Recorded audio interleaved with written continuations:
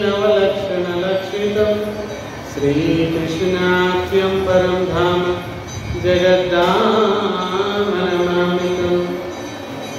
नमः परमहंसास्वादितचरणकमलचिन्मकरन्दाय भक्तजनमानसनिवासाय श्रीरामचन्द्राय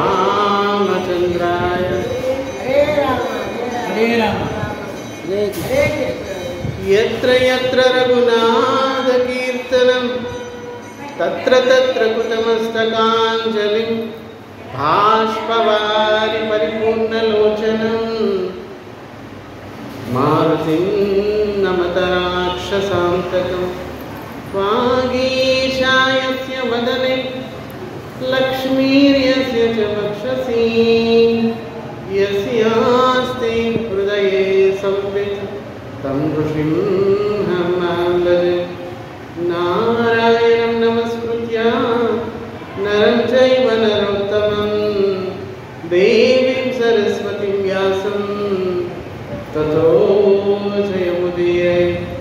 नमो महावदन्याय कृष्णप्रेमप्रदायते कृष्णाय कृष्णचैतन्य नाम्ने गौरद्विषे नमः। पंचतत्वात्मकं कृष्णं भक्तरूपस्वरूपकं भक्तावतारं भक्ताख्यं नमामि भक्तशक्तिकं। हे कृष्णा करुणसिन्धो दीनबन्धो जगत्पते गोपेश गोपिका कान्त राधाकान्त नमोस्तुते। तप्तकाञ्चन गौराङ्गी राधे वृन्दावनेश्वरी वृषभानुसुते देवी प्रणमामि हरिप्रिये। श्रीचैतन्यमनोभीष्टं स्थापितं येन भूतले स्वयं रूपं कदा मह्यं ददाति स्वपदान्तिकम्। वाञ्छाकल्पतरुभ्यश्च कृपा सिन्धुभ्य एव च पतितानां पावनेभ्यो वैष्णवेभ्यो नमो नमः। भज श्रीकृष्ण चैतन्य प्रभु नित्यानन्द श्री अद्वैत गदाधर श्रीवासादि गौरभक्तवृन्द। हरे कृष्ण कृष्ण कृष्ण हरे हरे हरे राम राम राम हरे हरे। हरे कृष्ण कृष्ण कृष्ण हरे हरे हरे राम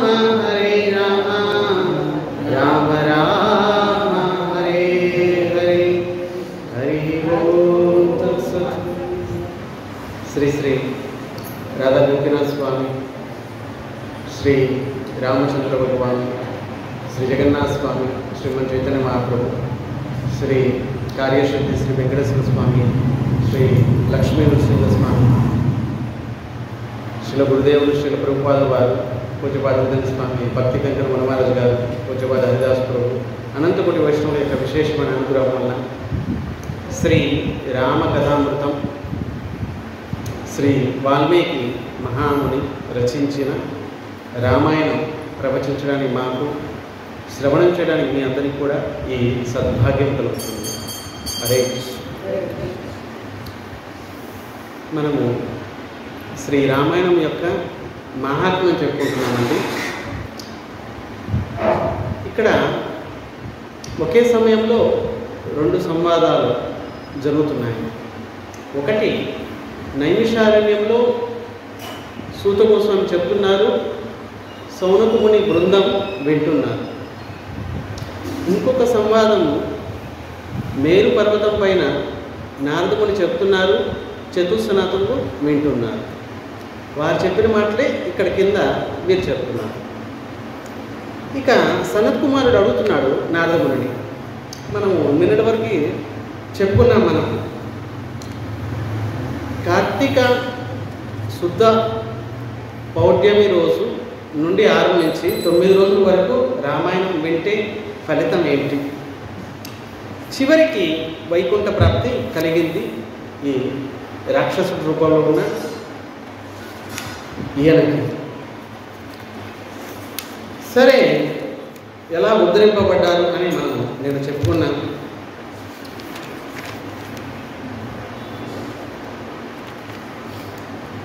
ఈరోజు సనత్కుమారుడు అడుగుతున్నాడు, సరే స్వామి, మిగతా మాసాలలో రామాయణం వింటే ఫలితం ఏంటి?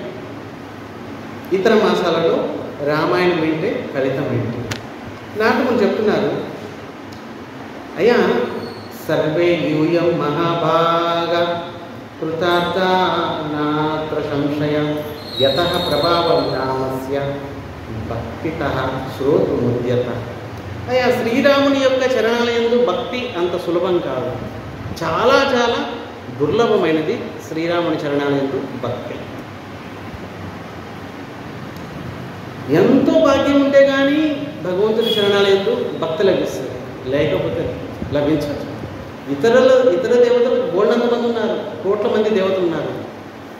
వారి దగ్గరికి వెళ్ళి భౌతికమైన కోరికలను కోరుకుంటూ జీవితము అయిపోతుంది. కానీ భగవంతుని చరణాలయందు భక్తి అనేది అంత సులభం కాదు. హరిభక్తి అనేది చాలా చాలా దుర్లభం. ఎంత దుర్లభం అంటే కోటిష్వపి మహామునే ప్రశాంతత్మ సుదుర్లభ. కోట్ల మంది ఋషిమునుల్లో కూడా నిష్కపటమైన నిష్కామమైన హరిభక్తి కలిగిన వ్యక్తి లభించడం దుర్లభం. నేను చెప్పేది మన మనుషుల్లో కాదు, కోట్ల మంది ఋషిమునులలో, కోట్ల మంది ఋషిమునుల్లో కూడా ఎవరు కోరికలు ఉంటాయి, రకరకాల కోరికలు. సిద్ధి కామి సకలే అశాంతి. కొంతమంది ఋషిమునులు సిద్ధి ప్రాప్తం కోసం తపస్సు చేస్తారు, కొంతమంది ఋషిమునులు భౌతికమైన లాభాల కోసం ప్రయత్నిస్తారు, ఇంకా కొంతమంది ముక్తి కోసం ప్రయత్నిస్తారు. ఏదో ఒకటి కావాలని అడిగే వాళ్ళు ఉంటారు, కానీ నాకేమొద్దు స్వామి, మీ చరణాల్లో భక్తి ఇవ్వండి చాలు అనేవాళ్ళు దుర్లభం. ఎటువంటి కామన లేదు స్వామి, మీరు ఆనందంగా ఉండండి, మీరు సంతృప్తి అయి ఉండండి, మీ ఆనందమే నాకు కావాలి, మీ సేవ లభిస్తే చాలు, ఎక్కడైనా జన్మివ్వండి పర్వాలేదు స్వామి, నరకంలోనైనా జన్మివ్వండి, కానీ మీ భక్తి ఉంటే చాలు నాకు అని కోరేవాళ్ళు ఎంతమంది. స్వామి మీ ఇష్టం, తన్నండి, మీకు కావాలనుకుంటే నన్ను తన్నేసేయండి, ఒకవేళ ప్రేమ కలిగితే నన్ను ఆలింగనం చేసుకోండి, మీ ఇష్టం అది. ఎందుకంటే మీరు సర్వశక్తివంతులు, మీరు యజమానులు, నేను సేవకుడు. సేవకుడు ఎప్పుడు కోరుకోడు నాకు అది కావాలి ఇది కావాలి. నిజమైన సేవకుడు, ఎందుకంటే యజమానికి తెలుసు నాకేం కావాలి. మరి యజమానుడు పంచపరమాణాలు తిని సేవకుడు ఆకలితో ఉంటాడే? మరి సకల ఐశ్వర్య భోగాల్ని భోగించే స్వామి, భోక్తారం యజ్ఞతవశం సర్వలోక మహేశ్వరం, అన్ని రకాల భోగ్యాలు నా కోసమే అంటున్నారు స్వామి. నిజానికి భోక్త వస్తువు భోగించేవాడు కూడా భగవంతుడే. చూడండి మనిషి ఎంత అభిమానం చెందుతాడో. నిజానికి వాడిదంటూ ఏం లేదు. చూడండి, అచ్చా ఈ శరీరం మంది కాదు, మందాయి. కానీ మనిషి ఎంత నాకంటే గొప్పవాడు లేడు అని విర్రవీగుతూ ఉంటాడు మనిషి. కాస్త 4 డబ్బులు వచ్చేసాయంటే చాలు, రాత్రి పగలు లెక్క పెట్టుకుంటూ ఈ వీధిలో నాకంటే డబ్బున్న వాళ్ళు ఎవరున్నారు? ఎవరే. నిజానికి చూడండి మందంటూ ఏం లేదు. చూడండి ఈ శరీరం మంది కాదు, మందాయి. ఒకవేళ మనదే అయితే రోగం కోరుకుంటామా? ఈ శరీరంలో ఒక్క అంగుళం కూడా మంది కాదు, గుర్తుపెట్టుకోండి. ఒక్క అంగుళం ఏంటండి బాబు, ఒక్క వెంట్రుక కూడా మంది కాదు. వెంట్రుక మందే అయితే వెంట్రుక ఎందుకు తెల్లబడుతున్నావు, నలబడు.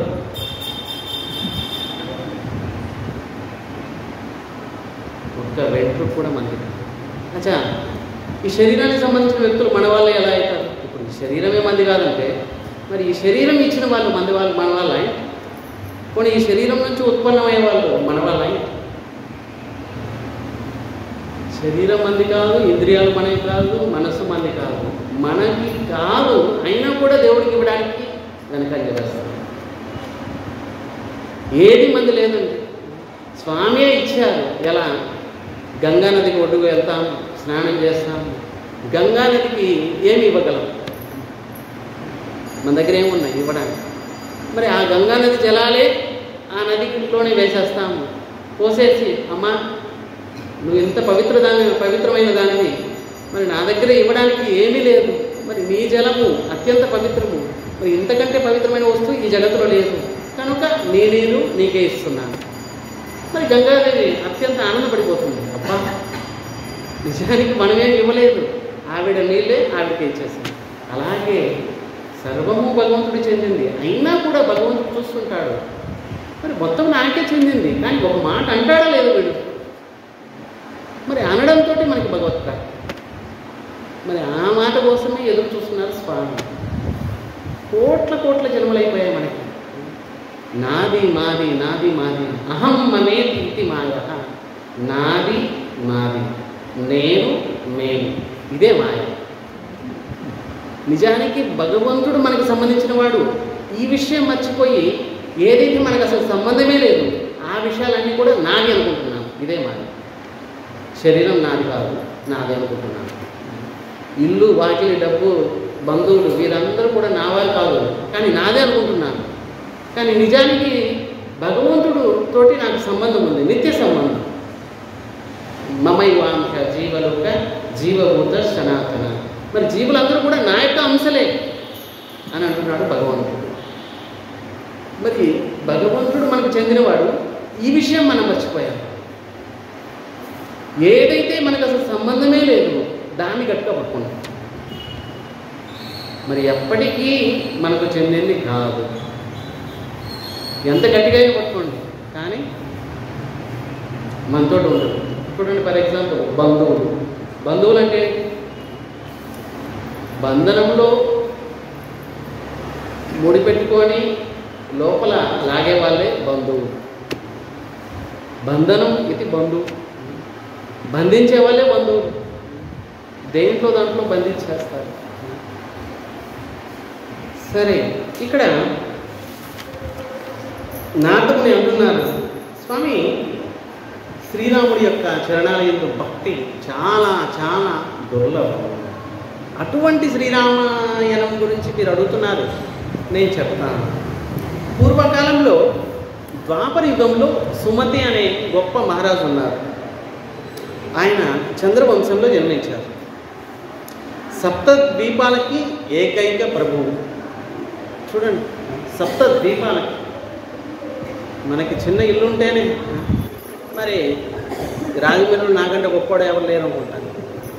మరి సప్తద్వీపాలకు అధిపతి.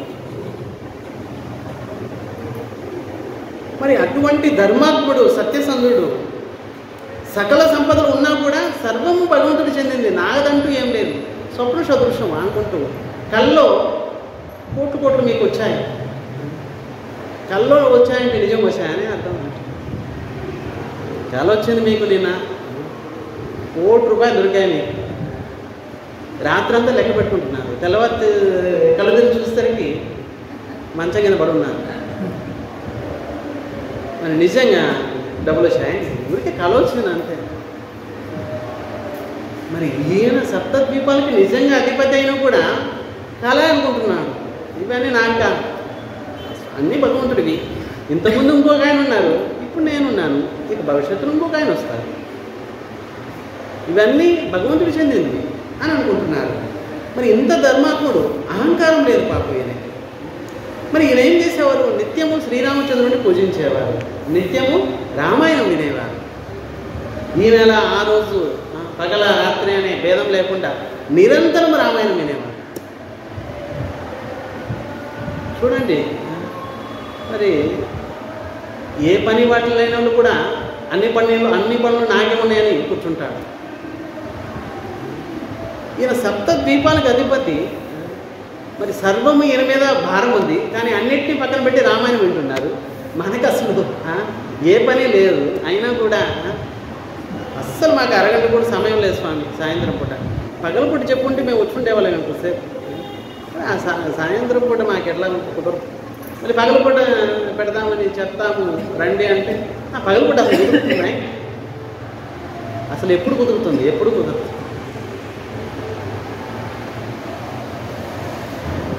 ఇక్కడ శ్రీరాముని నిత్య నిరంతరము పూజించేవారు ఈ సుమతి అనే మహారాజు, సప్తద్వీపాలకి అధిపతి. మరి ఆయన భార్య పేరు సత్యవతి. ఈవిడ కూడా భర్తకు తగ్గట్టు సర్వ శుభ లక్షణాలు ఉన్నాయి. ఈవిడికి పతివ్రత ఈవిడ. దంపతులు ఇద్దరు కూడా అద్భుతంగా నిత్యము రామాయణం పఠనం చేసేవారు, శ్రవణం చేసేవారు ఇద్దరు కూడా. మరి అన్యోన్యమైన దంపతులు ఇది ఇద్దరు. నిత్యము అన్నదానం చేసేవారు, జలదానం చేసేవారు, మరి అడిగిన వారికి కాదనకుండా సర్వం దానం చేసేవారు వీరిద్దరు. మరి నిత్యము ప్రవచనం వింటూ ఉండేవారు భక్తి శ్రద్ధలతోటి ఈ సుమతి అనే.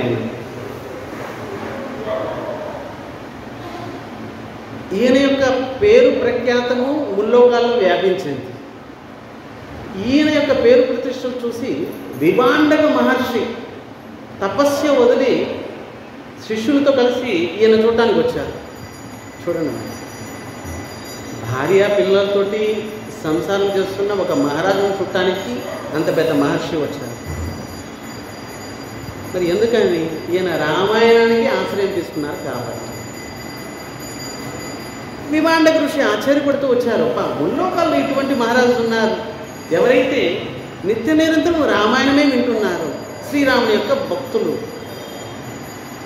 అటువంటి రాజును ఒకసారి చూద్దాము అని విభాండక మహర్షి శిష్యులతో కలిసి వచ్చారు. మరి ఆయన వస్తున్నారని తెలిసి భార్యాభర్త ఇద్దరు కూడా, సుమతి ఈ సత్యవతి, వీరిద్దరు కూడా ఎదురేకి ఆయనకి సన్మానించి ప్రణామం చేసి మరి పుష్పమాల ఇచ్చి ఆసనం ఇచ్చి లోపలికి ఆహ్వానించారు. అతిథి సత్కారాలు చేశారు. ఆ మహర్షికి ఉన్నతమైన ఆసనం మీద కూర్చోబెట్టి స్వయంగా సప్తద్వీపాలకు అధిపతి ఈయన కింద కూర్చున్నారు. చూడండి, మరి చేతులు కట్టుకొని స్వామి దయతలిచి మా రాజ్యానికి వచ్చారు, ఏం సేవ చేయాలి అని అడుగుతున్నారు. అయ్యా పూజ్య మహర్షి, మీరు రావడంతో మేము ధన్యులం అయిపోయాము, మా రాజ్యము, మా ప్రజలు, మేము అందరం కూడా ధన్యులు అయిపోయాము, మీ దర్శనంతో మేము పవిత్రం అయిపోయాము, మీలాంటి సత్పురుషులు రావడంతో మా రాజ్యం కలకల్లాడుతుంది. మరి మీలాంటి వారు పాదం పెట్టడంతో సకల తీర్థాలన్నీ కూడా మా రాజ్యంలోకి వచ్చేసాయి.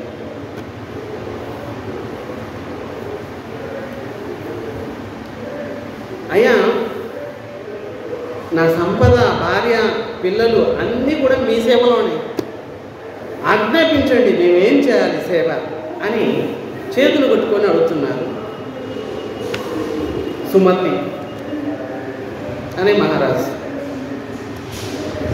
వెంటనే మహర్షి అడుగుతున్నారు, అయ్యా చంద్రవంశంలో జన్మించారు, మీరు గొప్ప మహారాజులు, సప్తద్వీపాలకి అధిపతి, నేను ఒక విషయం అడగడానికి వచ్చాను మీ దగ్గరికి, ఏంటి చెప్పండి. అయ్యా మీరు నిత్య నిరంతరం రామాయణం వింటున్నారు, శ్రీరాముడి చరణాలందు భక్తి కలిగింది మీకు, ఇది ఎలా సాధ్యము? మరి ఋషిమునులు అడవిలో కళ్ళు మూసుకొని ధ్యానిస్తూ తపస్సు చేస్తూ కాలం గడుపుతున్నారు, మరి మీలాగా శ్రీరాముడి చరణాలందు భక్తి కలిగి నిత్య నిరంతరము రామాయణం వినడం అంటే చిన్న విషయం కాదు. మరి మీకు అసలు మనసు ఎలా కలిగింది?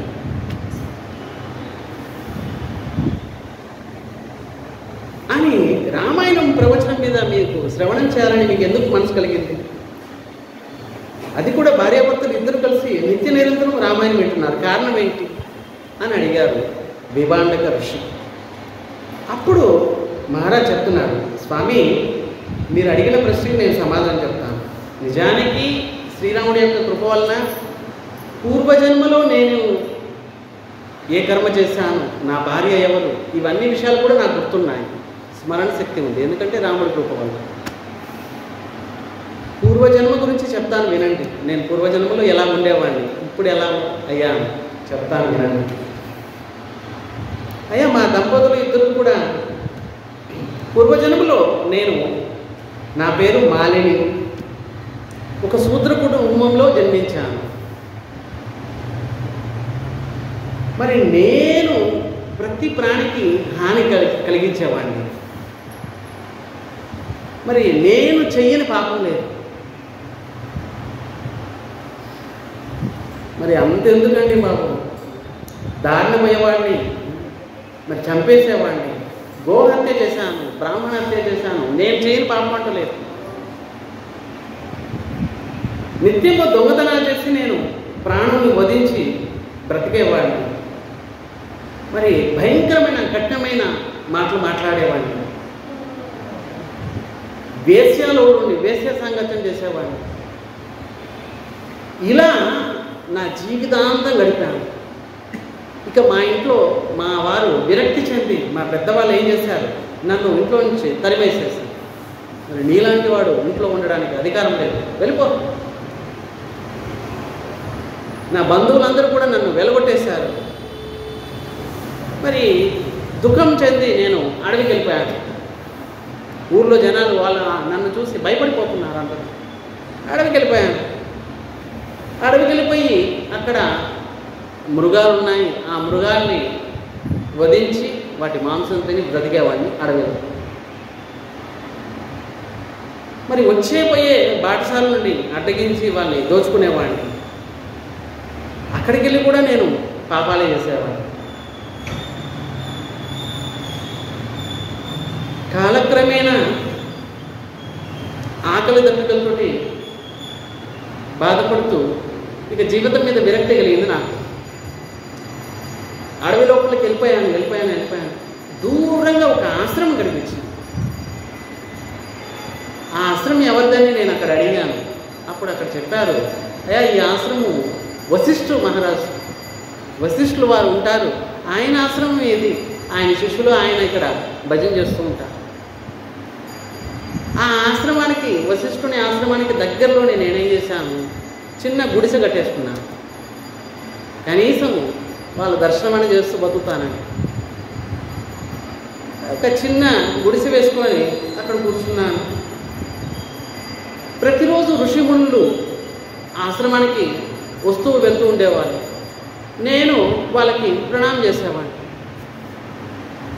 ఆ దగ్గరికి వెళ్ళేసరికి నా యొక్క పరిస్థితి చూసి వాళ్ళు ప్రసాదం తీసుకున్న తర్వాత పండ్లు పలహారాలు మిగిలినవి నాకు ఇచ్చేవాళ్ళు. వాటితో నేను కాలం గడిపేవాడిని. ఇంకా నేను మాంసం వేటాడటం మానేసేసాను. ఒకసారి 1000 మంది ఋషిమునులు వశిష్ఠాశ్రమానికి వెళ్తున్నారు. నేను అడిగాను, స్వామి, ఈరోజు ఏంటి మీరు ఇంతమంది 1000 మంది వెళ్తున్నారు, ఏంటి కారణం ఏంటి, ఉత్సవం ఏమైనా జరుగుతున్నాయి? అప్పుడు ఆ ఋషిమునులు చెప్పారు, అయ్యా, ఈరోజు నుంచి రామాయణం మొదలు పెడతారు వశిష్ఠులు వారు. 9 రోజులు మేము 1000 మంది వస్తాం, వింటాం.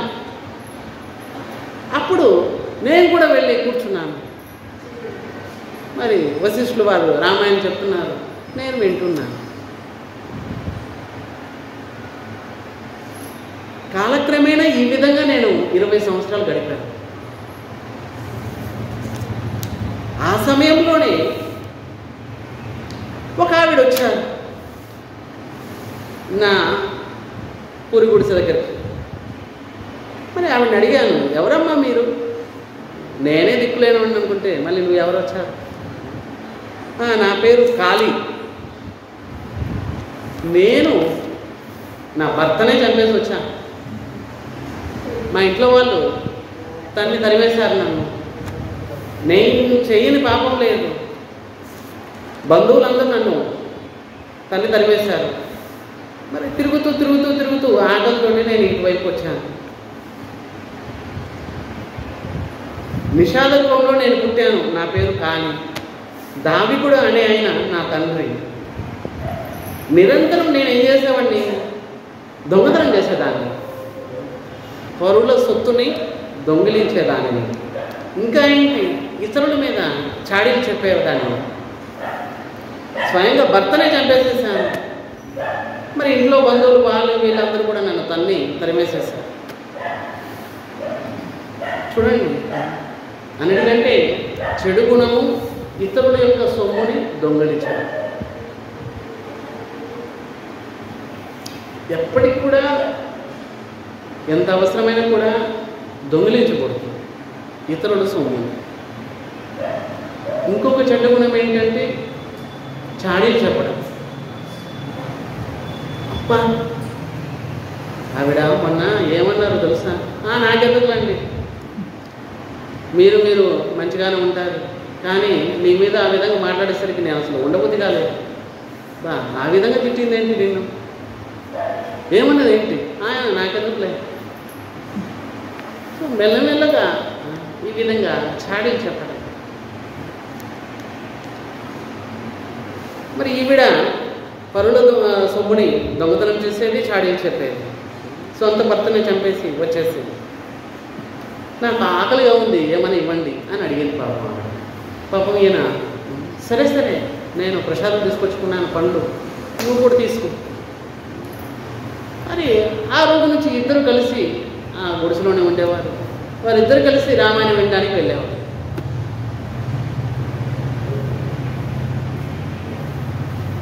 మరి కరెక్ట్గా అప్పుడు మాఘమాసం వచ్చింది. ప్రతిదినం మేము వెళ్ళి రామాయణం వినేవారు. అక్కడ రామాయణం చెప్పేవారు ప్రతిరోజు కూడా. ఈ విధంగా వింటూ ఆ యొక్క వశిష్ఠాశ్రమంలో 9 రోజులు గడిపాము. తర్వాత కాలక్రమేణా మా ఇద్దరికి మృత్యువు వచ్చేసింది, చనిపోయారు. స్వయంగా మహావిష్ణువే మా కోసం విమానం పంపించారు. చూడండి, వారి చెయ్యని పాపం లేదు. మరి చివరికి ఆశ్రయం తీసుకున్నారు రామాయణాన్ని. శ్రీరాముని కథకి, శ్రీరాముని చరణాలకి ఆశ్రయం తీసుకున్నారు. ఎవరి చరణాలకి ఆశ్రయం తీసుకున్న తర్వాత ఇక అసలు భయం అంటూ ఉండదు. ఏ భయం ఉండదు, పాపం భయం ఉండదు, శత్రువుల భయం ఉండదు, దయ్యాల భయం ఉండదు, మరి ఏ భయము ఉండదు. అటువంటి శ్రీరాముని చరణాలకి ఆశ్రయం తీసుకున్నారు ఈ దంపతులు ఇద్దరు. చివరికి భగవంతుడు స్వయంగా తీసుకెళ్లారు. అప్పుడు విష్ణుదూతలను అడిగాము మేము, స్వామి నేను చెయ్యని పాపం అంటూ లేదు, గోహత్య చేశాను, బ్రాహ్మణుని చంపాను, దారిదోపిడి చేశాను, మద్యం సేవించాను, వేష సాంగత్యం చేశాను, మరి ఈవిడ కూడా చేయని పాపం అంటూ లేదు, సొంత భర్తని చంపేసి వచ్చేసింది. మరి మేము చెయ్యని పాపం లేదు, మమ్మల్ని వైకుంఠం తీసుకెళ్ళడానికి విమానం వచ్చిందేంటి? అప్పుడు విష్ణుదూతలు అంటున్నారు, అయ్యా మీరు చేయని పాపం అంటూ లేదు, కానీ శ్రీరాముని చరణాలందు భక్తి చేశారు, రామాయణం విన్నారు 9 రోజులు. ఈ పుణ్య ఫలితం వల్లనే మీ సమస్త పాపాలు, ఈ జన్మ పాపాలు కాదు, ఎన్నో కోట్ల జన్మాలన్నీ పాపాలన్నీ సర్వనాశనం అయిపోతాయి. ఇప్పుడు పాపం స్పర్శ కూడా చేయడం లేదు మీకు.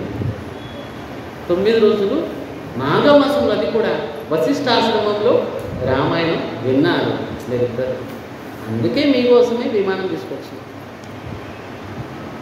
అప్పుడు మేము భగవంతుని కోరుకున్నాము, స్వామి జీవితంలో ఒక్కసారి ఇన్ని మహాపాపాలు చేసిన తర్వాత ఒక్కసారి 9 రోజులు రామాయణం వింటేనే వైకుంఠం నుంచి విమానం వచ్చింది, ఇంకా జీవితాంతం రామాయణం వింటే ఇంకేంటి ఫలితం? మాకు ఒక్క అవకాశం ఇవ్వండి స్వామి అని భగవంతుడు ప్రార్థించాము. అది కూడా మనిషి జన్మలోనే సులభము, మరి మిగతా జీవరాశుల్లో సులభం కాదు.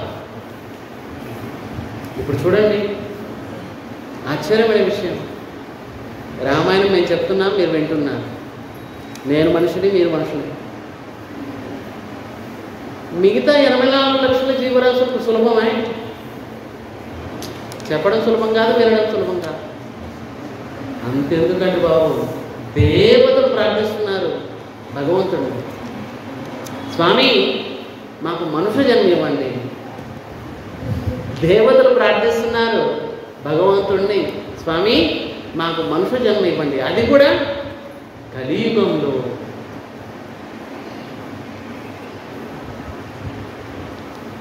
కళు కళు భవిష్యంతి నారాయణ పరాయణ. ఋషి మునులు సత్యయుగంలో, త్రేతాయుగంలో, ద్వాపరయుగంలో జన్మించిన ఋషి మునులు కూడా భగవంతుని ప్రార్థిస్తున్నారు, మాకు కలియుగంలో జన్మివ్వండి. కలియుగంలో అత్యంత సులభం భగవత్ ప్రాప్తి. అందుకే సత్యయుగంలో, ద్వాపరయుగంలో, త్రేతాయుగంలో జన్మించిన ఋషిమునులు భగవంతుని ప్రార్థిస్తున్నారు, స్వామి కలియుగంలో జన్మివ్వండి మాకు. స్వర్గలోకంలో ఉన్న దేవతలు ప్రార్థిస్తున్నారు, స్వామి మనుష్య జన్మ ఇవ్వండి కలియుగంలో.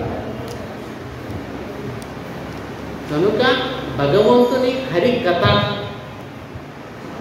కేవలము మనిషి యోనిలోనే, అది కూడా ప్రత్యేకంగా కలియుగంలో, అది కూడా భరతవర్షంలో సులభం. ఎంతో భాగ్యవంతులు ఎవరైతే మనుషు జన్మ తీసుకున్నారో, కలియుగంలో భరతవర్షంలో మనుషు జన్మ తీసుకున్నారు, ఎంతో భాగ్యవంతులు. మరి ఇంత భాగ్యవంతులై ఉండి కూడా అవకాశాన్ని సద్వినియోగం చేసుకోకపోతే ఇంతకంటే దుర్భాగ్యులు ఇంకొకరు ఉండదు.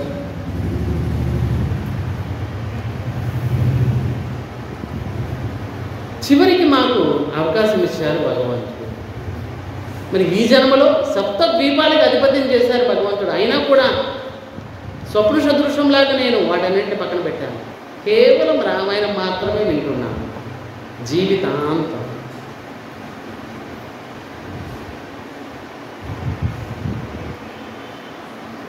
మేమిద్దరం కూడా దంపతులం అయ్యాము.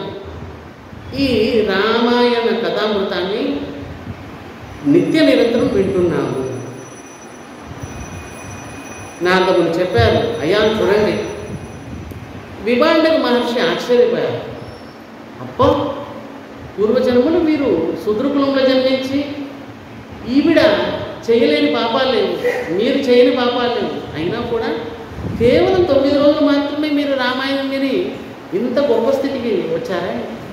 అందుకే ఈ జన్మలో మీరు నిత్య నిరంతరం కేవలం రామాయణమే వింటున్నారు. ఓహో, మీ జన్మ ధన్యమైపోయింది. నాకు అంటున్నారు, ఏతత్ సర్వం నిశమ్యాసౌ విభాండక మునీశ్వర అభివన్య మహిపాలం ప్రయోస్వంతపోవనం. మరి మహారాజుకు నమస్కారం చేశారు ఈయన విభాండక మహర్షి. స్వామి మీరు పుణ్యాత్ములు నిజంగా. మరి స్వయంగా శ్రీరాముని కదా నిత్య నిరంతరం వింటున్నారు. తస్మాత్ శృణుత్వం విప్రేంద్ర దేవదేవస్య చక్రిణః రామాయణ కథా చైష కామధేనూపమా స్మృత. మరి శ్రీరాముని యొక్క కథ, ఈ రామకథ, అది కూడా ప్రత్యేకంగా మాఘమాసంలో శుక్లపక్షంలో 9 రోజులు ప్రయత్నపూర్వకంగా విన్నారు వీరిద్దరు కూడా. అందుకే ఈ జన్మలు పుణ్యాత్ములుగా జన్మించారు. అత్యంత పవిత్రమైనది శ్రీరాముని యొక్క కథ, సమస్త పాపాలను పోగొట్టేది. యా ఇదం పుణ్యమాఖ్యానం సర్వపాప ప్రణాశనం వాచే శృణుయాద్వాపి రామే భక్తిచ్చ జాయతే. ఎవరైతే ఈ కథని మాఘమాసంలో శ్రీరామాయణం వినడం వల్ల ఫలితం ఏంటి అనే ఈ కథని ఎవరైతే చెప్తారో వింటారో వారికి రామే భక్తిచ్చ జాయతే, శ్రీరాముని చరణాలందు గాఢమైన భక్తి లభిస్తుంది. భక్తి చూడండి, భక్తి రకరకాలు ఉంటుంది. ఏదైనా కామన, ఏదైనా అవసరమైంది భగవంతుడు ప్రార్థిస్తూ ఉంటారు. ఆ అవసరం పూర్తయిపోయిన తర్వాత మళ్ళీ భగవంతుడితోటి మళ్ళీ ఆ వస్తువు కోసం వచ్చారు, వస్తువు లభించింది, వెళ్ళిపోతాడు, ఇంకా రాడు. పోనీ వస్తువు లభించలేదు ఇక్కడ కాబట్టి ఇంకో చోటకి వెళ్తాడు. కానీ నిష్కపటంతో, నిష్కామంతో భక్తి చేయడం చాలా చాలా దుర్లభం.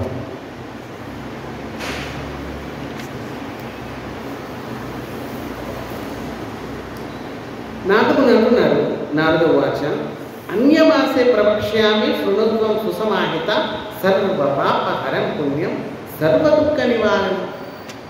ఇంకా సనత్ కుమారులతో అంటున్నారు, ఇతర మాసాలలో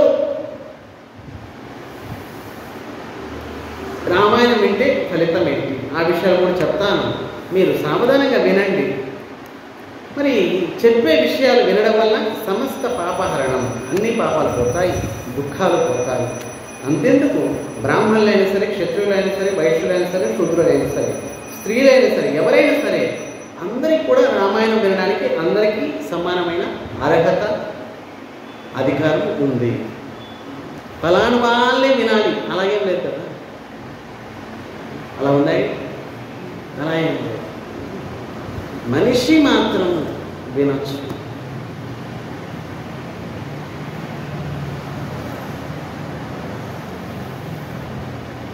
సర్వ పాపాలు పోతాయి, చతుర్విధ పురుషార్థాలు లభిస్తాయి, చివరికి భగవత్ ప్రాప్తి లభిస్తుంది, దుష్ప్రగుణ నాశనం. మరి చెడు ఆలోచనలు రావు, మరి పీడకలు రావు, నిద్రలు, అన్ని రకాల లాభము రామాయణ మహాత్మ్యం వల్ల. ఒక ఇతిహాసం ఉంది. మరి ఈ ఇతిహాసం ఇంతకుముందు జరిగినది నారదుని అంటున్నారు. ఇంతకుముందు జరిగిన విషయం ఒకటి చెప్తాను. మరి చెప్పిన వారికి నాకు, విన్నవారికి మీకు పుణ్యమే, సమస్త పాపాలు పోతాయి. పూర్వకాలంలో కలిగుడు అనే వేటగాడు ఉండేవాడు, చాలా గొప్ప వేటగాడు వీడు. మరి నిత్య నిరంతరము జంతువులు వేటాడేవాడు. మరి పరస్త్రీలని, పరద్రవ్యాల్ని అపహరించేవాడు. మరి ఎల్లప్పుడూ కూడా ఇతరుల్ని నిందించేవాడు. మరి జంతువుల్ని హింసించి వాటిని కోసి తినడంలో ఆనందం పొందేవాడు. మరి అప్పటికి ఇప్పుడు తేడా ఏం లేదండి. మీరు మార్కెట్కి వెళ్ళి తెచ్చుకుంటారు, వాడు అడవిలోకి వెళ్ళి తెచ్చుకుంటారు, అంతే తేడా ఏమైనా ఉన్నాయి? వేట మీరు కూడా వేటాడుతున్నారు, కాకపోతే కష్టమేం లేదు, డబ్బులుంటే చాలా ఓకే. మరి ఆయన కూడా వేటాడేవాడు, మీరు వేటాడుతున్నారు. మరి ఒక్కోసారి పగలు రాత్రితో సంబంధం లేదు, వేటాడటం. మరి ఈ వ్యక్తి జంతువుల్ని హింసించి తినడంలో అవి కొట్టుకుంటూ ఉంటే ఈయన ఆనందపడేవాడు. మరి ఇప్పుడు కూడా మనం చూస్తుంటాం. మరి కషాయి వాడు ఏం చేస్తాడు? మెడకాయ కోసేస్తాడు, పూర్తిగా కోస్తాడు, సగం కోస్తాడు, కోసి అక్కడ వేసేస్తాడు. మరి పాపం అది ప్రాణాలు పోకుండా కాలు చేతులు కొట్టుకుంటూ పడి ఉంటుంది, భయంకరమైన యాతన అనిపిస్తుంది. మరి ఆ ఉసురు ఎవరిది అవుతుంది? ఎవరు? మరి ఎలాంటి కర్మ చేస్తే అలాంటి ఫలితం. మరి ఆ ఉసురు తిన్నవాడికి, అమ్మినవాడికి, ఆ పశువును మేపిన వాడికి, వంట చేసిన వారికి, వడ్డించిన వారికి, సలహా ఇచ్చిన వారికి. ఒక్కోసారి చూడండి, రేపు మా బావగారు వస్తున్నారు, మా అల్లుడు వస్తున్నారు, కాస్త నా కోసం నేనేం చెప్పడం లేదండి, కాస్త మా అల్లుడు గారు వస్తున్నారు కాబట్టి కొద్దిగా స్పెషల్ అయితే బాగుంటుంది. మరి ఈ విధంగా సలహాలు ఇస్తుంటాడు. వాడు తినడు, వాడికి కూడా పాపంలో భాగమే. ఏమండి, మా ఆయన కోసం వండి పెడతాను, నాకు అసలు ఇష్టమే లేదు, మా ఆయనే. సరే నేను వండకపోతే మళ్ళీ బయట తింటాడు, ఎందుకు ఆరోగ్యం పోతుందండి, నేనే చక్కగా నేనే వండడం లేదు, నేనే తినడం లేదు, వండి పెడుతున్నాను. మరి నీకు కూడా పాపమే. మరి జంతువుని పోషించి వాడు అమ్ముతున్నాడు, వాడికి కూడా పాపం. స్వామి నేనే అమ్మడం లేదు, చాకున్నాను, 4 డబ్బులు వస్తాయని చెప్పి అమ్మేశాను, మరి వాడికి కూడా పాపం. ఇలా 7 రకాల వ్యక్తులకి పాపం లభిస్తుంది. ఆ భయంకరమైన ఉసురు పాపం, ఆ జీవి గడ్డి తిని బతుకుతుంది పాపం. మీ సొమ్మేమని అడిగిందే, భగవంతుడు ఇచ్చిన గడ్డి తింటుంది. మీ ఇంట్లోకి వచ్చి మీ అన్నమేమని అడిగిందే పాపం, మీ సొమ్మేమని అడిగిందే. అయ్యా నా బ్రతుకు నేను బ్రతుకుతాను, నన్ను వదిలేసేయండి అంటుంది జీవుడు. మరి మనిషి ఏం చేస్తాడు? అయ్యో ఎండలో వాళ్ళని ఎందుకు తిరుగుతావు, నా దగ్గరికి రా. మరి మనిషిని నమ్మింది పాపం జంతువు. అబ్బా మనిషి బుద్ధిమంతుడు, నేను పశువుని, ఎండలో వాళ్ళని తిరుగుతుంటే పాపం ఉండడానికి మరి రేపు పొద్దున మీరు మెడకాయ మీద కత్తి పెడతారండి పాపం తెలియదు. పాపం అమ్మాయికి పశువు అనుకుంటుంది, అయ్యో నేను పశువుని, ఎండకి వాళ్ళు తిరుగుతుంటే మనిషి చాలా బుద్ధిమంతుడు, దయగలిగిన వాడు, నాకు చక్కగా తీసుకెళ్ళి ఇంట్లో పెట్టుకుంటున్నాను, మరి ఇంకొద్ది తినమ్మా ఇంకొద్ది తినమా అంటూ మరీ పెడుతున్నాను. కోరి పచ్చిగొడ్డు కోసం నేను వెతకాల్సి వస్తుంది, వీడేం పచ్చిగడ్డి నా నోట్లో పెట్టేస్తున్నాడు.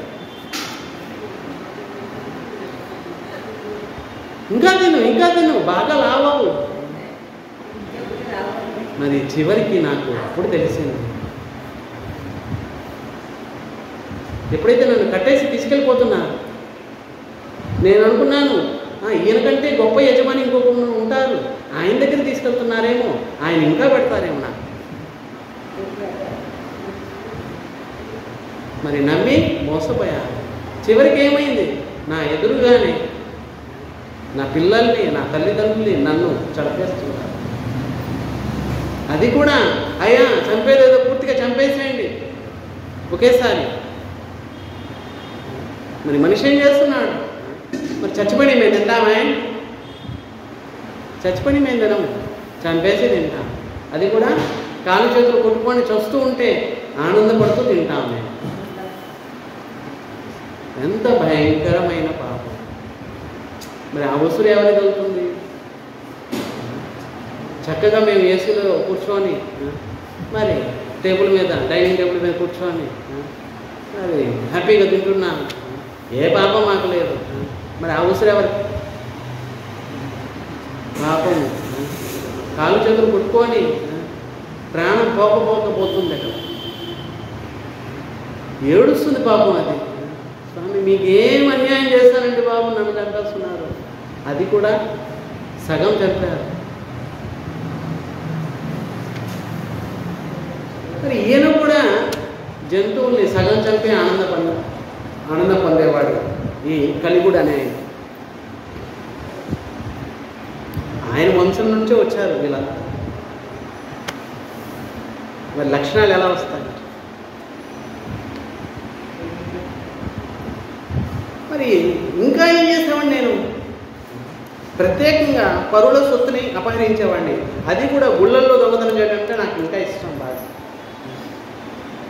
ఎందుకంటే అక్కడ బంగారం, వెండి సామాన్లు ఎక్కువగా దొరుకుతుంటాయి కనుక ఈ విధంగా చేసేవాడిని. మరి ఇన్ని రకాల పాపాలు చేశాడు, లెక్క పెట్టలేమన్నమాట. నాతోని అంటున్నారు చతుస్సనాథంతో, ఈ కలికుడు చేయని పాపం అంటూ లేదు. ఇన్ని రకాల పాపాలు అసలు లెక్క పెట్టలేము.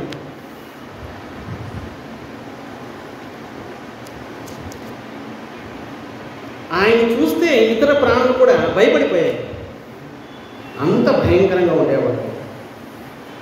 చివరికి ఒక సమయాన్ని అతడు ఏం చేశాడు? సౌవీరం అనే ఒక నగరానికి చేరాడు. అక్కడ చాలా డబ్బులు ఉన్న వాళ్ళు ఎక్కువ ఉన్నారని నేను తెలిసింది. ఈ నగరంలో దారి దోపిడీ, దొంగతనాలు అన్నీ చేస్తే బాగుంటుంది. మరి స్త్రీలు కూడా బంగారు ఆభరణాలు పెద్ద పెద్దవి పెట్టుకొని వెళ్తూ ఉంటారు. అబ్బా అయితే ఇక్కడ బాగుంటుంది దొంగతనం చేస్తే. ఇంద్రుడి యొక్క అమరావతి కంటే ఇంకా బాగుంది ఇది. మరి మెల్లమెల్లగా దొంగతనం చేయడం మొదలుపెట్టాడు. అక్కడ ఒక ఉద్యానవనంలో ఒక రామ మందిరం ఉంది. అక్కడ దూరం నుంచి చూశారు, మందిరం నాకు కనిపిస్తుంది. అయితే కాస్త బంగారం, వెండి దొంగిలించడానికి ఎన్నో చోట్ల దొంగతనం చేయాల్సి వస్తుంది. ఒక మందిరంలో కొట్టేసాను అనుకోండి, గోల్డ్ దొరికేస్తుంది అని చెప్పి మందిరం దగ్గరికి వెళ్ళాడు. చూశాడు, చాలా పెద్ద మందిరం. మరి పైన చూశారు, బంగారు కలశాలు పెద్ద పెద్దవి ఉన్నాయి. ఆ కలశాలు చూడగానే చాలా సంతోషపడిపోయాడు. పైకెక్కి తీసుకుంటే ఎంత పెద్ద బంగారం, ఈ కలశాలు బంగారంతో చేసినట్టు మరుడు మాణిక్యాలు ఉన్నాయి. మరి ప్లాన్ వేసుకున్నారు రాత్రికి. పగలైతే భక్తులందరూ వస్తూ వెళ్తూ ఉంటారు, రాత్రికి పైన కలశాలు దొంగిలించవచ్చు అని నిర్ణయించుకున్నాడు. ఆ రామ మందిరం లోపలికి ప్రవేశించాడు. అక్కడ ప్రవేశించేసరికి ఒక రామ భక్తుడు, ఒక బ్రాహ్మణుడు, ఆయన పేరు ఉత్తంకుడు. ఆయన లోపల కూర్చొని రామనామం జపం చేస్తున్నాడు. ఈ ఉత్తంకుడు చాలా గొప్ప భక్తుడు. ఈయన ఈ అర్ధరాత్రి సమయంలో అరే ఎవరు లేనుకున్నాను, ఈయన ఒక ఆయన కూర్చొని ఉన్నాడు. నేను దొంగతనం చేసేది ఈయన చూస్తే, మరి ఆ పలానా ఆయన దొంగతనం చేశారు నేను చూశానని రేపొద్దున రాజు చెప్తే నన్ను తీసుకెళ్తాను. ఫస్ట్ ఏం చేయాలంటే ఈయన చంపేశారు. మరి ఈయన చంపిన తర్వాత నేను దొంగతనం చేయొచ్చు కదా. వెంటనే ఒక ఖడ్గం తీసుకొని ఉత్తంకుడి దగ్గరికి వెళ్ళాడు, చంపడానికి వెళ్ళాడు. ఎప్పుడైతే ఉత్తంకుడు చూశాడు, ఉత్తంకుని జుట్టు పట్టుకున్నాడు, పట్టుకొని ఖడ్గం తీసుకొని వచ్చి మెడ దగ్గర పెట్టాడు. అప్పుడు ఉత్తంకుడు అన్నాడు, అయ్యా ఓ సాధు, ఈయన సాధు అంటున్నారు ఆయన. చూడండి, నిజానికి మంచివారికి ఎక్కడ చూసినా కూడా మంచిగా కనిపిస్తుంది. మనసులో ఏ భావం అయితే పెట్టుకుంటారో ఎక్కడ చూసినా కూడా అదే భావంతో కనిపిస్తారు. పచ్చకామెల్లో వచ్చినవాడికి లోకమంతా పచ్చగానే కనిపిస్తుంటుంది. మరి మంచివాడికి మంచిగా కనిపిస్తుంటుంది, చెడులో కూడా మంచిగా చూస్తారు. మరి చెడ్డవాడికి మంచిలో కూడా చెడే చూస్తారు. ఒకసారి కృష్ణుడు దుర్యోధనుని పిలిచాడు, అయ్యా హస్తినాపురంలో ఒక మంచి వ్యక్తిని తీసుకురండి. దుర్యోధనుడు మొత్తం హస్తినాపురం అంతా వెతికి అసలు మంచోళ్ళే లేరు. మొత్తం హస్తినాపురంలో మంచోళ్ళు లేరా? లేరు స్వామి, మొత్తం వెతికి వచ్చాను. మరి యుధిష్ఠిర మహారాజు ధర్మరాజుని పిలిచారు, అయ్యా ఒక చెడ్డోడిని తీసుకురండి. మరి యుధిష్ఠిర మహారాజు హస్తినాపురం అంతా వెతికి కూడా చెడ్డోళ్ళు ఎవరు లేరు స్వామి. అలా ఉంటున్నాం. ఈ ఉత్తంకుడు ఆయన్ని, ఓ సాధు స్వామి, నేను ఏం చేశానండి బాబు తప్పు? మీకేమన్నా తప్పు చేశానా ఏంటి? మరి నేను అపకారం ఏం చేశాను? నేను రామనామం జపం చేసుకుంటున్నాను, మీరు ఖడ్గం తీసుకొచ్చి నా మెడ దగ్గర పెట్టారు, కారణం ఏంటి? చంపే ముందు చెప్పండి దయచేసి. ఓ సౌమ్యుడా, మరి నేను నిర్దోషిని కదా, ఏం దోషం చేశాను? దయచేసి చెప్పండి. చంపే ముందుగా నాకు తెలుసుకోవాలనిపిస్తుంది, చెప్పండి స్వామి.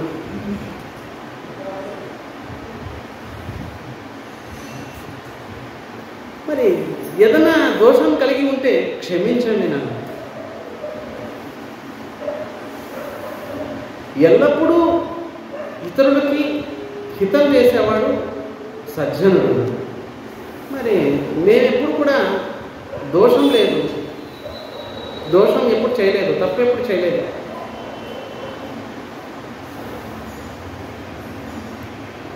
గొడ్డలి చందన వృక్షాన్ని నరికినప్పుడు ఆ చందన వృక్షం కూడా చందనమే ఇస్తుంది.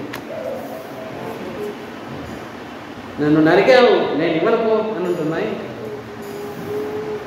కనుక సజ్జనుడు మంచి వ్యక్తి, అతనికి హాని తలపెట్టినా కూడా, అతనికి కీడు తలపెట్టినా కూడా పాపం ఆ వ్యక్తి, అతనికి శత్రువులు అంటూ ఉండరు, మంచే చేకూర్చుతారు. అయ్యో పాపం అజ్ఞానంలో ఉన్నాడు, తప్పు చేశాడు, క్షమించేసాడు అని అంటారు.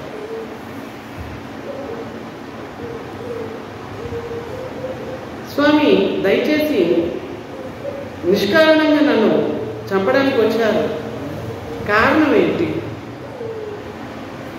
నిజానికి ఈ సమాజంలో ఈమె నా తల్లి, ఈమె నా తండ్రి, ఈమె నా భార్య, వీరు నా పిల్లలు, ఈ సంపద అంతా నాదే. ఇదే మమకారంతో జనులు పిచ్చివాళ్ళైపోతారు ఈ లోకంలో. మమ మాత, మమ పిత, మమ భార్య, మమాత్మజ, మమేదమితి జంతువున మమత బాధతే వృధాగా నాది నాది అనుకుంటాడు జీవితాంతం. మరి ఆ వస్తువు కోసం పరితపిస్తాడు, మరి ఏడుస్తూ కూర్చుంటాడు. నిజానికి నాదంటూ ఏం లేదు, కానీ జీవితాంతం ఏడుస్తాడు ఆ వస్తువు కోసం.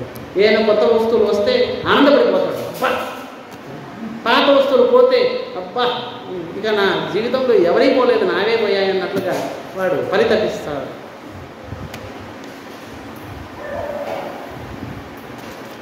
మరి ధనం ఉంటే బంధుమిత్రులు బాగున్నారా బాగున్నారా అంటూ ఎగబడి వస్తారు. మరి మీ దగ్గర ధనం లేనప్పుడు ఎవరయ్యా మీరు, ఎప్పుడు చూసినట్టున్నాను, ఎవరు మీరు అని అడుగుతారు. చూడండి, వాళ్ళు ధనం మీ దగ్గర ఉంటే బాగున్నారా బాగున్నారా అని మరీ అడుగుతారు. ఆ ధనం మీ దగ్గర లేకపోతే మిమ్మల్ని పట్టించుకునేవారే ఉండరు. ఒకవేళ మీరే ఆయన ఎదురుకు వెళ్ళి నిలబడినా కూడా ఎవరే మీరు అని అడుగుతారు. సరే, ఆ విషయమే చెప్తున్నారు ఇక్కడ, పాపం బోధిస్తున్నారు ఆయన. మరి కూడబెట్టిన ధనము బంధువులు తీసుకెళ్ళడానికి ప్రయత్నిస్తారు. పాపం కూడబెట్టాడు. చూడండి, సమాజంలో సంసారంలో విచిత్రమైన విషయం, ఒక వ్యక్తి బాగా కష్టపడ్డాడు, డబ్బు సంపాదించాడు, ఇల్లు కట్టుకున్నాడు, చాలా ధనం సంపాదించాడు, అని చేశాడు.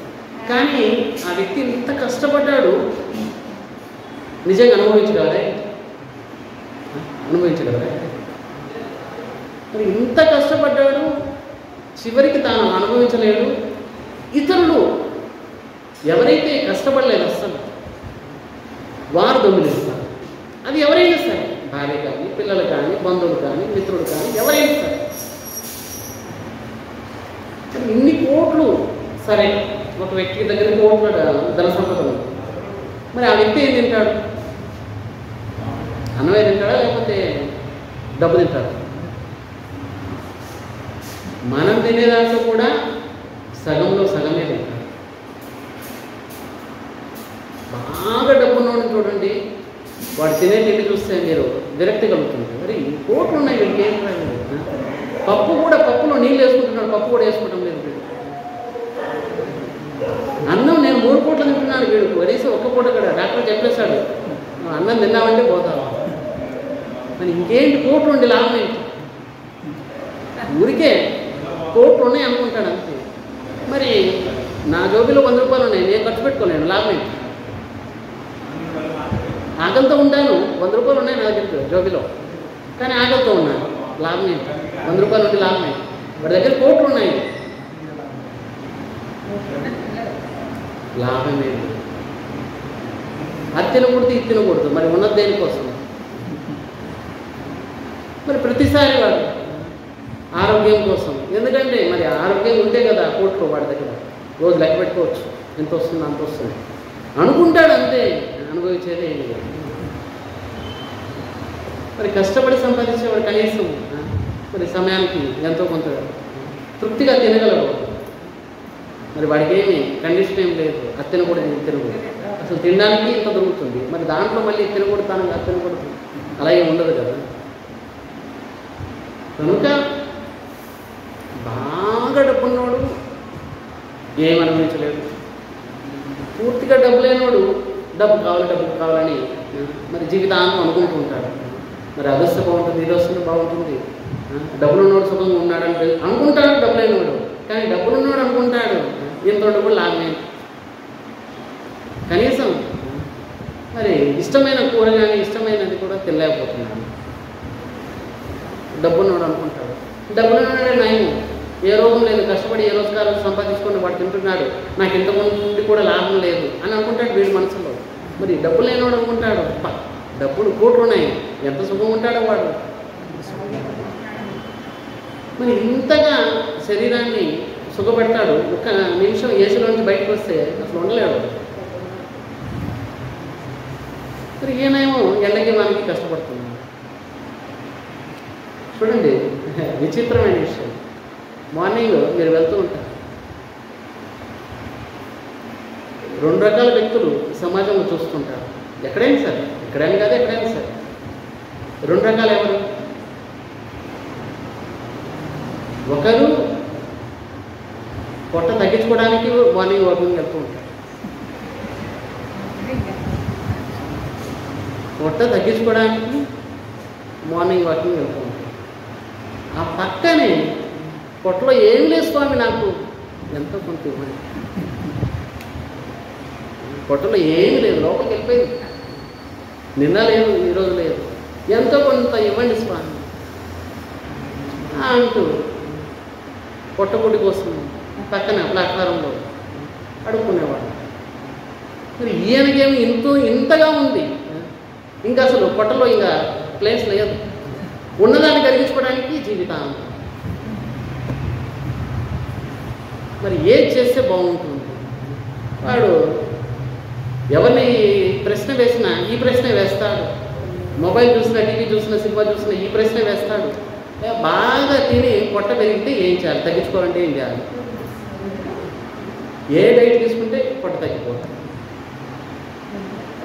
జిమ్కి వెళ్తే తగ్గిపోద్దా, లేకపోతే యోగాసనాలు వేస్తే తగ్గిపోద్దా, ఏం చేస్తే తగ్గిపోద్దా? వీడి చింత, వాడి చింత. కనీసం అంత దొరికితే కాస్త వేసుకుంటారు, పొట్ట లోపలికి వెళ్ళిపోయింది, ఆకలిగా ఉంది. మొత్తం సమాజంలో ఈ 2 రకాల వ్యక్తులు మనం చూస్తుంటాం.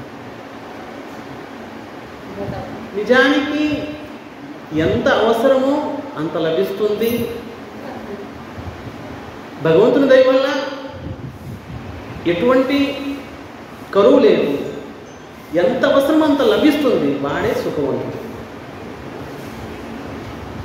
అసలు లేనివాడు కూడా బాధపడుతూ ఉంటాడు. బాగా ఎక్కువ ఉండి కూడా మరి పొట్ట తగ్గించుకోవడానికి పరిగెత్తుతూ ఉంటాడు. మరి లాభం మరి ఎంత అవసరమో అంత లభిస్తుంది భగవంతుని దయ వల్ల. మరీ ఘోరం లేదు, నేను ఆకలితో చూస్తున్నాను అలా లేదు, మరి ఎంత ఎక్కువ ఉంది నేను లెక్క పెట్టుకోలేకపోతున్నా ఎక్కడేముంది అలా కూడా లేదు. అంటే భగవంతుడి దయ వల్ల పర్వాలేదు, ఇబ్బంది ఏం లేదు. ఇది సుఖవంతమైన జీవితం. సమయానికి అన్నమో పప్పు పచ్చడి ఏదో ఒకటి లభిస్తుంది చాలు.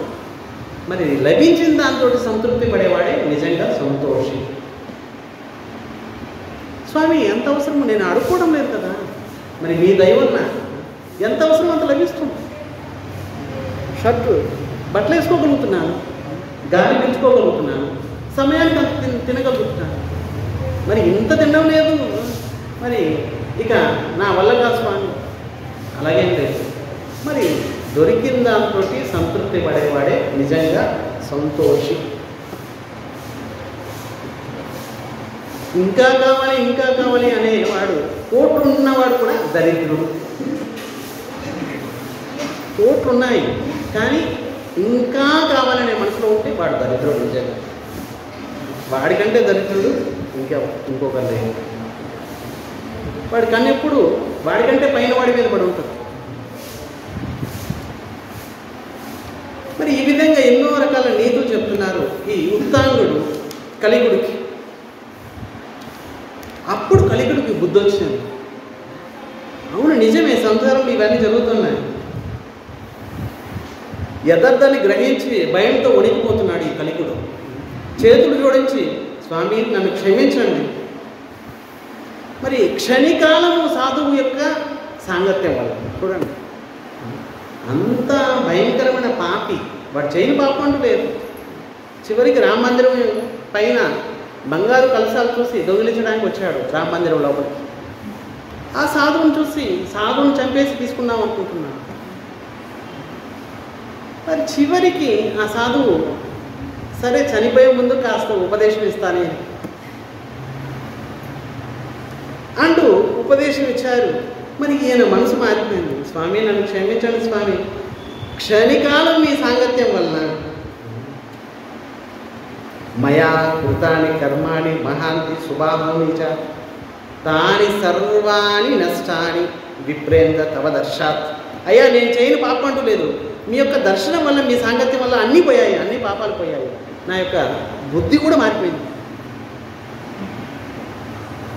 పశ్చాత్తాపం చెందుతున్నాను స్వామి. నేను చేయని పాపం అంటూ లేదు, కానీ మీ దర్శనం చేశాను చూడండి. అహమై పాప కృతనిత్యం మహాపాపం సమాచారం కదమ్య నిష్కృత భూయా కమ్యామి శరణం విభో. మీ శరణ పొందాను స్వామి, నన్ను రక్షించండి. ఇంకా ఈ క్షణం నుంచి నేను ఏ పాపాలు చేయను, మీ దర్శనం వల్ల మీ సాంగత్యం వల్ల నా బుద్ధి మారిపోయింది. పూర్వజన్మలో ఏం పాపాలు చేస్తానో ఏమో, కానీ ఈ జన్మలో అన్ని పాపాలు చేస్తున్నాను. ఈ జన్మలో కూడా ఎన్ని పాపాలు చేశాను నేను లెక్క పెట్టలేను. మరి కలిగుడు చెప్పిన మాటలు వినేసి ఉత్తంకుడు మహాత్ముడు ఆయన అన్నారు, నీవు ధన్యుడివి, నీ బుద్ధి నిర్మలమైనది, ఈ సంసార దుఃఖం నుండి బయటపడిపోయారు. సరే సరే, చైత్రమాసము శుక్లపక్షము పాడ్యమి తిథి నుండి 9 రోజులు భక్తి శ్రద్ధతోటి రామాయణ కథని విను. మొట్టమొదటి కార్తీక మాసం మహాత్మ్యం చెప్పుకున్నాను, తర్వాత మాఘమాసం, ప్రస్తుతం చైత్రమాసం. మరి ఈ చైత్రమాసం శుక్లపక్షం పాడ్యమి తిథి నుండి మొదలు పెట్టుకొని 9 రోజులు భక్తి శ్రద్ధలతోటి రామాయణ కథని సావధానంగా విను. మరి ఈ విధంగా రామాయణం వింటే సకల పాపాలు పోతాయి, చివరికి భగవత్ ప్రాప్తి లభిస్తుంది, వైకుంఠ ప్రాప్తి లభిస్తుంది. మరి స్వామి మీరే చెప్పండి, నేను వింటాను అని ఈ కలికుడు ఆయన చరణాలు పట్టుకున్నాడు. తస్మిన్ క్షణేశో కలికో లుబ్ధకో వీతకల్మష రామాయణ కథం శృత్వా సద్య పంచత్వమాగత. మరి ఆ 9 రోజులు నిరాటంకంగా రామాయణ కథని విన్నాను. చివరికి 9 రోజులు అయిపోయిన తర్వాత శరీరాన్ని వదిలేశాడు ఈ కలికుడు. అప్పుడు ఎదురుగా ఉన్న ఉత్తంకుడు భగవంతుని ప్రార్థించారు, స్వామి ఈయన ఎన్ని పాపాలు చేసినా కూడా చివరికి మీ కథే విన్నారు. అప్పుడు విష్ణుదూతుల విమానం తీసుకొని వచ్చారు, దివ్య విమానం తీసుకొచ్చారు. అప్పుడు కలికుడు ఆ విమానాన్ని అధిరోహించి వెళ్తూ ఆ ఉత్తమునికి ప్రణామం చేస్తున్నారు. అయ్యా నిజంగా మీరు నా గురువులు, మీ కృప వలన మీరు బాగా రామాయణం చెప్పారు, నేను విన్నాను, మీరే చెప్పకపోతే నాకు భగవత్ప్రాప్తి ఎలా కలుగుతుంది? నిజంగా మీరు పరమ గురుదేవుడు, మీ అనుగ్రహం వల్లనే మహాపాతక ప్రమాదం నుండి నేను తప్పించుకున్నాను. నా కళ్ళు తెరిపించారు, నా పాపాలన్నీ పోగొట్టారు, అతి శీఘ్రంగా నా పాపాలన్నీ పోగొట్టి రామాయణాన్ని వినిపించారు, అది కూడా చైత్రమాసంలో. నిజంగా మీరు దయా సముద్రుడు. త్వయాహం కృతకృత్యోస్మి గురునా కరుణాత్మన తస్మా నతోస్మితే విద్వన్ యత్కృతం తక్షమస్వమే. మరి నేను చేసిన తప్పులకి క్షమించండి, తక్షమస్వమే. నేనేమో తప్పు చేస్తే క్షమించండి స్వామి, మీ పాదాలకి ప్రణామం చేస్తున్నాను. ఈ విధంగా గురుగారి ప్రణామం చేసి కలికుడు విష్ణుదూతులతోటి వైకుంఠం పెట్టాడు. సూత గోస్వామి చెప్తున్నాడు, అయ్యా నారదముని నేను చక్కగా కార్తీక మాసం, మాఘమాసం, చైత్రమాసంలో రామాయణ కథ వినడం వల్ల కలిగే లాభాల గురించి చెప్పారు.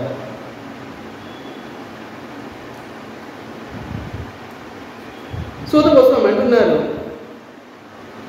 ఇలా చెప్పిన తర్వాత ఉత్తంకుడికి ప్రణామం చేసి కలికుడు దివ్యమైన విమానం ఎక్కి వైకుంఠం వెళ్ళిపోయారు.